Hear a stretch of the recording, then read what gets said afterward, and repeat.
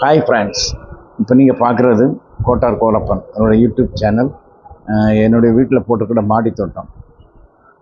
ரொம்ப நாளாக இந்த வெப்சைட் வீடியோ போடணுன்னு இருந்தேன். இப்போ போட்டிருக்கேன். இது நீண்ட இடைவெளிக்கு பிறகு உங்களை இப்போ சந்திக்கிறேன்.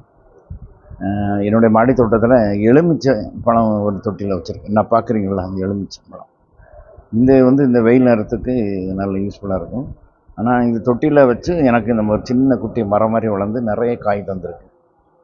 அதேமாரி இப்போ ஒரு கத்திரிக்காய் வச்சுருந்தேன் மாடி தோட்டத்தில். அது வித்தியாசமான ஒரு கலர், பச்சை கலர் பாருங்கள். பச்சை கலர் ஒரு வித்தியாசமான ஒரு கத்திரிக்காய். என்ன இருக்கலாம், இந்த கத்திரிக்காய் தான் நல்ல பெருசாக வந்திருக்கு. இன்னும் எந்த கெமிக்கல் உரங்கள் எதுவுமே போடலை, இயற்கையான உரங்கள் தான். நீங்களும் ட்ரை பண்ணி பாருங்கள். மாடி தோட்டத்தில் வைக்கலாம். ஒரு வீட்டுக்கு தேவையான தினசரி காய்கறிகள் இயற்கையான முறையில் கிடைக்கிது.